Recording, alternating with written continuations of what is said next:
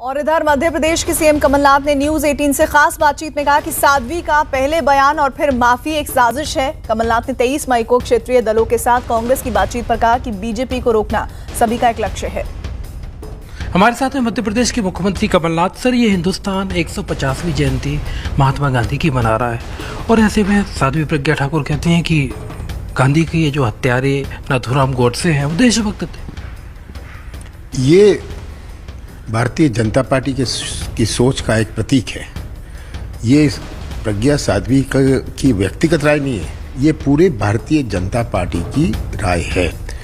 केवल उन्होंने उन शब्दों में कहा है। जितना भी खंडन करे भारतीय जनता पार्टी, ये बनावटी है, ये नकली है, इनकी सोच ये है। और अगर हम मानते हैं, पूरा देश मानता है कि भारत महात्मा गांधी का देश है, हमारे राष्ट्रपिता है, आज हम उनकी 150वीं जयंती मना रहे हैं और वो कहें, इस प्रकार का बयान दें, ये षड्यंत्र है। ये कह देना कि उन्होंने ऐसे ही कह दिया, मुंह से निकल आई बात, पहले कहलवा दो और तब खंडन करो। लेकिन माफी तो मांग ली सर उन्होंने। अब कौन सी माफी मांगी? उन्होंने कहा मेरी राय पार्टी की राय है, मेरी राय पार्टी की राय है, पार्टी की राय ने तो क्या, भारतीय जनता पार्टी ने खंडन किया। ये पहला उदाहरण नहीं है। महाराष्ट्र के हमारे सैनिक का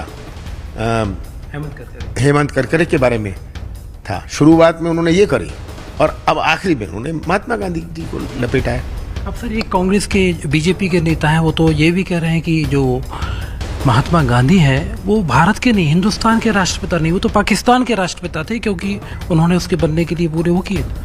देखिए, आज पूरे विश्व में महात्मा गांधी जी का सम्मान है, आदर है।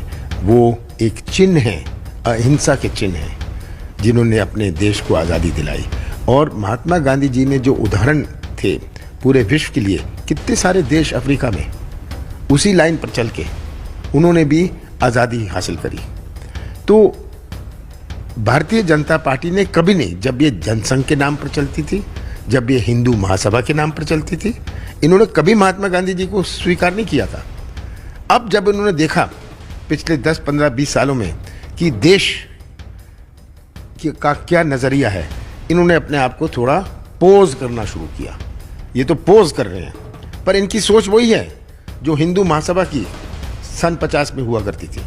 23 मई को सोनिया गांधी ने जो यूपीए की बैठक बुलाई है, उसमें आपको बड़ी अहम जिम्मेदारी मिली है।